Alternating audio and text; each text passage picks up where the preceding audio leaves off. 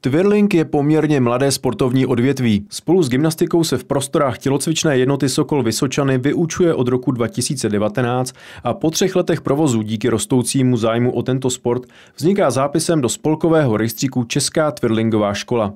Historie spolku však sahá ještě dál. Na začátku všeho byl nápad, nadšení a odhodlání dotáhnout věci do konce. Když mi bylo 15 let, tak jsem řekla panu Tomášovi Stavělovi, který byl bývalý prezident Svazu mažoretek a twirlingu, že si založím v Praze svůj vlastní sportovní klub. A tak jsem udělala a v roce 2004 jsem pod té Sokol Vysočany založila klub mažoretek a twirlingu. Twirling přišel do České republiky až už v roce 2001. Přinesla ho sem Kristýna Bell, trenérka z Francie. Pod Svazem mažoretek probíhaly školení a my jsme se jich účastnili a ten twirling jsme tady rozvíjeli. Aktuálně má Česká twirlingová škola 69 členů ve věku od 3,5 let až po dospělé. Po rekonstrukci části budovy Sokola ve Vysočanech se škola rozšířila o nové prostory pro výuku a přijímá nové členy. Přijímáme všechny děti, které mají zájem, ale i dospělé. Vždycky je to od 3,5 let až do dospělosti.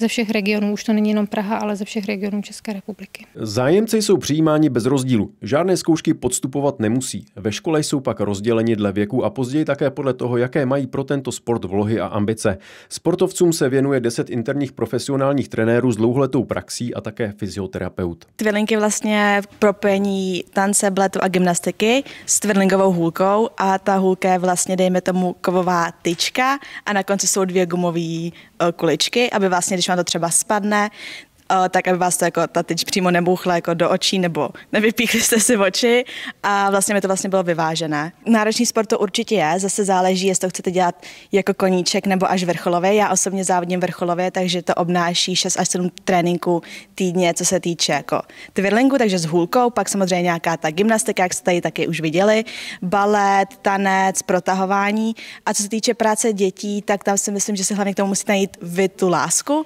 a jinak, když prostě máte jasný cíl, nebo co vlastně tím tréninkem s těma dětma chcete dokázat, tak pak už to je jenom o zábavě a o tom předávat tu lásku dál.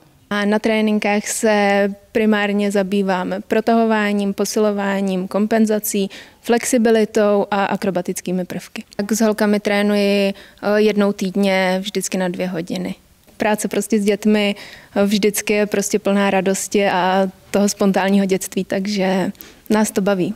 Přidanou hodnotou tohoto sportu je nejen pohyb, ale hlavně smysluplné trávení volného času. Spolek usiluje o šíření povědomí o tomto komplexním, náročném a estetickém sportu, který kombinuje tanec, gymnastiku a akrobaci. Zájemci o twirling se mohou přihlásit prostřednictvím webových stránek www.českatwirlingovaškola.cz. Pro televizi Praha Lukáš Pihávek.